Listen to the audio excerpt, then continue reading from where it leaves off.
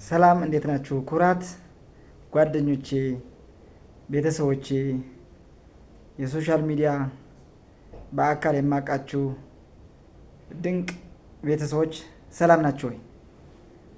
እግዚአብሔር ይመስገን።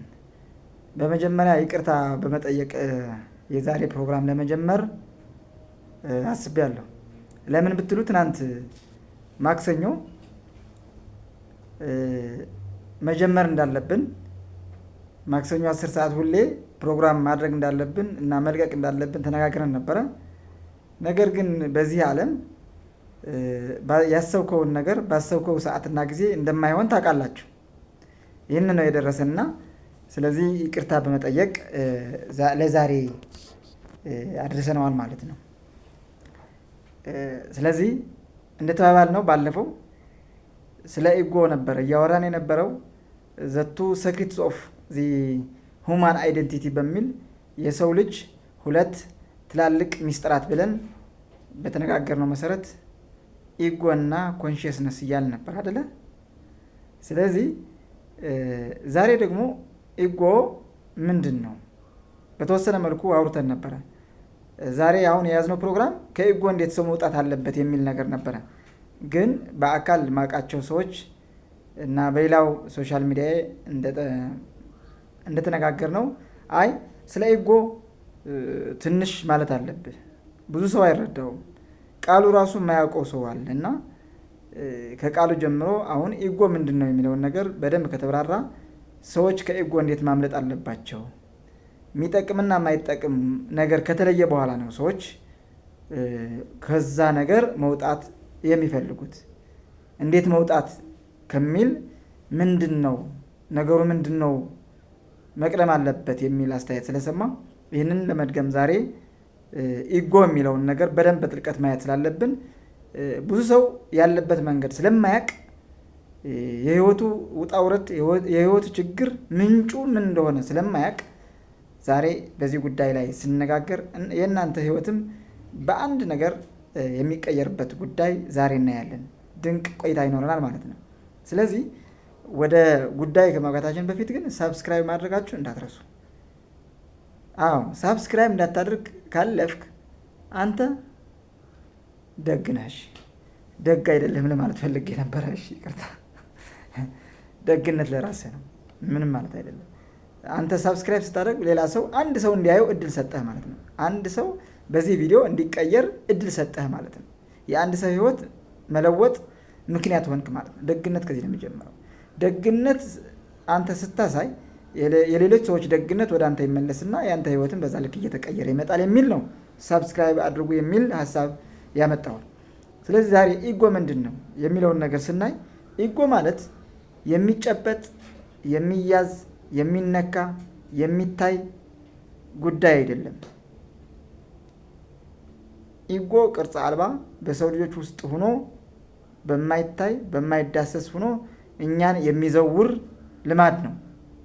እኛን የሚያንቀሳቅስ እኛ ሳንወድ በግድ ወደ ፈለገው ነገር በስሜት የሰው ልጆች ተነድተው ወዳልፈለጉት ነገር እንዲሄዱ፣ የሚፈልጉት ነገር ስተው ወደማይፈልጉት ነገር እንዲሄዱ የሚያደርግ ሰይጣናዊ ልማድ ማለት ይቻላል። ብዙ ሰዎች ኢጎ እኮ ጥሩ ነገር አለው የሚሉ ነገር አሉ። አይደለም። ሁል ጊዜ ልማድ መጥፎ ነው። ጥሩ ልማድ የምትለው ነገር ሊኖር ይችላል። ነገር ግን በልማድ የምትነዳ ከሆነ አንዴ ያ ልማድ ጥሩ እድል እንዳታይ በጥሩ እድል ነቅተህ መጪው ነገር መመልከት ሳትችል የሚያስገድድህ ልማድ ስለሆነ ያ ሁል ጊዜ ኢጎ ጎጂ ነው እንለዋለን ማለት ነው። ስለዚህ ኢጎ ማለት ከአስተሳሰብ ጀምሮ ወደ ስሜት አድጎ በሳብኮንሽስ ማይንድ በድቡቅ ህሊናችን ተቀምጦ አድሮ ኒውሮኖች እንዲተሳሰሩ አድርጎ ጠንካራ ኒውሮን በመፍጠር በውስጣችን በስሜት ውስጥ ልማድ በመፍጠር እኛ የህይወታችን ስቃይ እንዲጨምር፣ የህይወታችን ችግር እንዲጨምር፣ ከችግር እንዳንወጣ፣ ከመከራ ከስቃይ እንዳንወጣ፣ በሀዘን ውስጥ እንድንኖር፣ በይሉንታ ውስጥ ታስረን እንድንኖር የሚያደርግ አሳሪ ልማድ ኢጎ ይባላል ማለት ነው። ብዙ ሰው አይረዳውም። ምን ሆኜ ነው ግን እንደዚህ የሆንኩት ይላል። የሰው ልጅ በዚህ ቀን፣ በዚህ ሳምንት፣ በዚህ ዓመት የሆነ ነገር አደርጋለሁ ይላል። ግን ሲያደርገው ይቃል። ወዶ አይደለም፣ ልማድ ነው እንደዚያ የሚያደርገው። ያ ልማድ ኢጎ እንለዋለን ማለት ነው። አይ ህይወቴ መቀየር አለብኝ ይላል። ህይወቱ ሳይቀይር ባላት ቀን ሳያስበው ቀኑ ይመጣል፣ ይደገማል። ያ ነገር ሳይሆን ይቀራል። ብዙ ሰዎች በይሉንታ ውስጥ ታስረው እንደሚኖር አያውቁም። ይሉንታ ራሱ ምን እንደሆነ አያውቁም። ይሉንታ አንዱ የልማድ አይነት ነው። ልማድ የሚመጣበት ልማድ የሚኖርበት መኝታ ነው ኢጎ የምንለው ማለት ነው። ይሄ ኢጎ ማለት እንደዚህ ከሆነ በስሜት በሀሳብ መጥቶ ወደ ስሜት አድጎ ልማድ ሆኖ ለሰው ልጅ የሚያንቀሳቅስ ነው ካል ነው። የኢጎ አይነቶችስ ምንድን ናቸው? ኢጎ የምንላቸው ኢጎ የሚገለጽበት መንገድ ምንድን ነው ካላችሁኝ፣ አንደኛው በይሉንታ ይገለጻል። ብዙ ሰው የራሱን ሀሳብ ጠቃሚነት እንዳለው ባለማወቅ በተፈጥሮ ከሌሎች ሰዎች እኩል መሆኑ ረስቶ ከመንጋ አስተሳሰብ በስሜት የሚነዳበት ምክንያት አንዱ ይሉንታ ነው። ሰው ምን ይለኛል? ብዙ ሰው ይህን ነገር ይከተላል። እኔ ከዚህ ውጭ ከሆንኩኝ እኔ ትክክል አይደለሁም ብሎ ያምንና የራሱን መንገድ ትቶ ወደ ብዙ ሰዎች የተጓዙበት መንገድ ይሄዳል። ይህ አንዱ የይሉንታ መንገድ ነው። ከነሱ አንዱ ብታዩ ፋሽን መልበስ ይፈልጋል። የዘነጠ ብራንድ መኪና መያዝ ይፈልጋል። አንድ ወንበር ነው ያለው።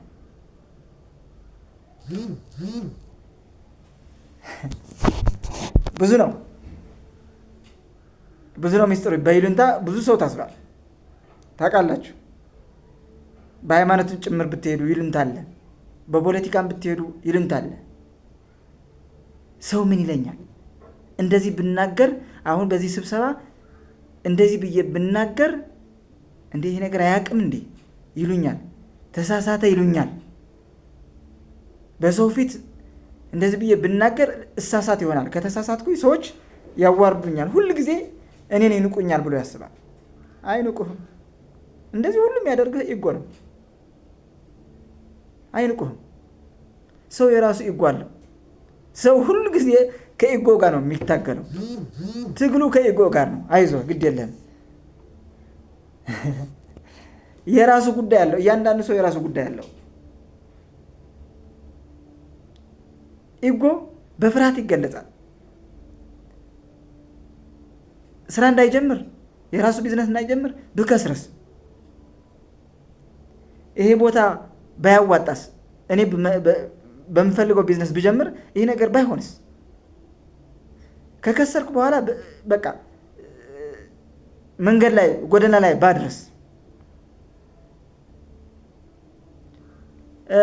ካለቃው ጋር በትክክል መንገድ እንዳይሰራ ሁሌ ባላመነበት መንገድ እንዲታዘዝ ግዴታ ይሆንበታል። በምን? በፍርሃት ምክንያት። እንደዚህ ብሎ አለቃዬ ቢቆጣስ፣ ከተቆጣ ቢያወጣኝስ፣ ከዚህ ብባረርስ፣ ከተባረርኩ በኋላ በራሱ አእምሮ እኮ ነው እንደዚህ ሁሉ ኢሉዥን የሚፈጥረው። ብባረርስ፣ ከተባረርኩ በኋላ ምበላው ባጣስ፣ ምከራየው ቦታ ባጣስ፣ ቤት ባጣስ እና ጎዳና ተዳዳሪ በሆነስ ይላል። ይሄ ፍርሃት ነው። ባለፈው ስለ ፍርሃት ስናወራ ነበረ። ፍርሃት ከኢጎ የመነጨ እንጂ ትክክለኛው እኛ የምንፈራው አእምሯችን ውስጥ በሳብኮንሽስ ማይንድ የተደበቀ የፍርሃት ኒውሮን ትክክለኛ ፍርሃት አይደለም። ፍርሃት 95% እንደማይደርስ ባለፈው አውርተን ነበር። ወደዛ እንመለስ። ትክክለኛ ፍርሃት አይደለም። ሲጀመር ፍርሃት የሚባል ነገር የለም። ሰው ቢነቃ በዚህ ሰዓት ቢገኝ ከራሱ ጋር ከመንፈሱ ጋር ኢንስፕሪት ቢኖር ኤግዚስት ቢያደርግ በዚህ ሰዓት ፍርሃት የሚባል አይመጣም ነበር። ስለዚህ ኢጎ መገለጫው አንዱ ፍርሃት ነው ማለት ነው። በፍርሃት ውስጥ ተደብቆ ይኖራል ማለት ነው። ሌላው የሚደበቅበት መንገድ በፍላጎት ነው። የሰው ልጅ ብዙ ነገር ይፈልጋል። ካለበት የሆነ ነገር ይፈልጋል። የሆነ ነገር ሲፈልግ ኢጎ ነው እንደዛ የሚያደርገው። እዚህ ቦታ ከደረስኩኝ ሰዎች ያደንቁኛል፣ ታዋቂ ሆናለሁ ብሎ ይነሳና በመንገዱ የሆነ ነገር ሲያጋጥመው ወደ ፍርሃት ይመለሳል ማለት ነው። ፍላጎቱ ለማሳካት ይዋሻል። ምክንያቱም ፍላጎት አለው። ራዕይ አይደለም እያልን ያለ ነው። ራዕይና ፍላጎት ለየብቻ ናቸው። ትክክለኛ ያልሆነ ፍላጎት ማለት ነው። ስለዚህ በዛ መንገድ በፍላጎት መንገድ ሰዎች ይታሰራሉ። በፍላጎት ውስጥ ኢጎ ይደበቃል። ብዙ ሰዎች ይህ በኢትዮጵያ ብዙ አይገነዘቡም። ኖት ኦንሊ ኢትዮጵያ፣ በዓለም ደረጃ እኔ በህይወቴ ያየሁት የተገነዘብኩት ነው። ሌላው የሚደበቅበት መንገድ ኢጎ ሞገስ፣ እውቅና፣ ክብር ፍለጋ ራሱ ኢጎ በጣም በትልቁ የሚደበቅበት መንገድ ኢጎ ይሄን ነው። አልነካ ባይነት፣ በቃ አልሸነፍም ባይነት፣ እኔ ሁል ጊዜ አድንቁኝ፣ በቃ እኔ ድንቅ ነኝ፣ እኔ በስራዬ አንደኛ ነኝ ብሎ ማሰብ፣ እኔ በንግግሬ አንደኛ ነኝ፣ እኔ በቢዝነሴ አንደኛ ነኝ፣ የኔ ቤት አንደኛ ነው፣ የኔ ሚስት አንደኛ ናት፣ የኔ ፍቅረኛ አንደኛ ነው፣ የኔ ልብስ አንደኛ ነው። አንደኛ አንደኛ አንደኛ የሚል የፍላጎት ጥልቅ የሆነ ሞገስና ክብር ፍለጋ እጅግ በጣም ኢጎ የሚደበቅበት መንገድ ነው ማለት ነው። ይሄ ካል በጣም ብዙ መንገዶች አሉ። ኢጎ የሚደበቅባቸው መንገዶች ብዙ ነገር አለ። ይሄ በቃ ብዙ ሰው በቃ 99.9% የዓለማችን ህዝብ በኢጎ ታስሮ ነው የሚኖረው። እስር ቤት ነው የሚኖረው። ብዙ ሰው እስር ቤት የሚመስለው በህንፃ የተከበበ እስር ቤት ነው። ቃሊቲ ወይም ሌላ ማረሚያ ቤት የሚመስለን አይደለም። እሱ ፊዚካሊ የምንታሰርበት ነው። ግን የሰው ልጅ እየተንቀሳቀሰ ጭር ያለ ሜዳ እየተንቀሳቀሰ ታስሮ ነው የሚኖረው። በማን? በኢጎ። ትልቁ እስር ቤት ማለት ነው። ከዚህ መውጫ መንገድስ ምንድን ነው ካል ይሄ ለዛሬ የምናየው ነገር አይደለም። በቀጣይ በሰፊ መንገድ የምናየው ነገር ነው። እሺ ኢጎስ ከየት ነው የሚነሳው? ምንጩ ከየት ነው የሚለውን ነገር ማየት ደግሞ አንድ ነገር ነው። ከየት ነው የሚነሳው? ከአሉታዊ ሀሳብ ሊነሳ ይችላል፣ በአዎንታዊ ሀሳብ ሊነሳ ይችላል። እንዳጠቃላይ ግን ኢጎ የሚነሳበት መንገድ አንደኛው ከጄኔቲክ የሆነ ከቤተሰብ ከዘር የሚመጣ ነገር አለ። ከዘር በፐርሰንት የራሱ ፐርሰንት ሊኖረው ይችላል። ሳይንስ አላጠናውም፣ ግን በትውልድ የሚመጣ የኢጎ አስተሳሰብ አለ። እናትህ ስታደርገው የነበረ አንተ ትደግመዋለህ። አባት ሲያደርገው የነበረ በትንሹ ነገር ታደርገዋለህ። ቴክኖሎጂ የራሱ ተጽዕኖ ቢኖረውም ማለት ነው። አንደኛው ከቤተሰብ የሚመጣ ኢጎ አለ። ሌላው ከማህበረሰብ ካደግክበት ማህበረሰብ የሚመጣ ኢጎ አለ። ከዛም የምትወስድበት ነገር አለ። ከዛ የምትወስድበት የአስተሳሰብ የአመለካከት ወደ ልማድ የሚቀየርበት መንገድ ኢጎ ነው። ኢንዲቴይል አልገባንም። ኢንዲቴይል እየገባን እንሄዳለን ሌላ ጊዜ። ሌላው ከየት የሚነሳው ይመስላችኋል? ከሃይማኖት የሚነሳው ነገር አለ። የእኛ ሃይማኖት ኦርቶዶክስ ነው ሃይማኖት ማለት ይላል አንዱስ አረ ተሐድሶ ነው፣ በቃ ትክክለኛ ሃይማኖት ተሐድሶ ነው ይላል። አንዱስ ስስቅ ያው የተሐድሶ ብቻ አይደለም የኛ የሚለውን ነገር ነው። በሙስሊም ከመጣ ደግሞ አይ ሙስሊም ነው ትክክለኛ ሃይማኖት ይላል። የኔ ነው ትክክለኛ ቅድም ካልነው ነው። ስለዚህ የሚመነጨው መንገድ አንዱ በሃይማኖትም ሊመጣ ይችላል። እኮ ሃይማኖት ትክክል አይደለም እያልኩ ነው። ትክክለኛ መንገድ ፈጣሪያችን የምንሄድበት ወደ ፈጣሪያችን የምንደርስበት የእምነት መንገዳችን ነው። ሃይማኖት ማለት የእምነት ተቋም ነው። የእውነት ከሆነ ነው። ግን ኢጎ ከሃይማኖትም እንደሚነሳ የሚያሳይ ነገር ነው። ሌላው ከፖለቲካ የሚነሳ ኢጎም አለ። ካደግ በኋላ የምታየው አዋቂ ከሆንክ የምታመጣው ነገር የኛ ፖለቲካ እኛ የምንከተለው የፖለቲካ አይዲዮሎጂ ነው ትክክል። የሌላው ትክክል አይደለም። ይሄ ኢጎ ነው። በዚህ አጋጣሚ ፖለቲከኞች የምታዳምጡ ከሆነ ኦልሞስት እኔም በዛ መንገድ ስላለፍኩኝ አሁንም መንገዱ እኔ ጋር ስላለ ኦልሞስት አብዛኛው ኢጎ የሚፈጠረው እዚህ ነው። የኛ ፖለቲካ የኛ መርህ ነው ትክክለኛ አይደለም፣ የሌሎችም ማየት አለብን። ይሄ እንደዛ የሚል ካለ ኢጎ አለ ማለት ነው። ቢያንስ አንተ ካልተረዳህ ሌላውን የፖለቲካ ተከታይ የተረዳው አይዲዮሎጂ አለ። እሱን አልፎ መሄድ አልፎ ሄዶ ማየት መገንዘብ፣ እነሱ በምን መልኩ ነው የተረዱት? ስለዚህ እኔ ነኝ እውነተኛ የሚባል የኔ ፖለቲከኛ ነው እውነተኛ ማለት አይቻልም። የኔ ፖለቲካ ነው ፍትህና ዲሞክራሲ የሚያመጣ ብሎ ማመን ኢጎ ነው። በሌሎችም አለ መመልከት እጅግ በጣም ጠቃሚ ነው። አልፎ ከአድማስ ባሻገር አይቶ መመልከት፣ ከነሱ መውሰድ፣ ካንተም መውሰድ።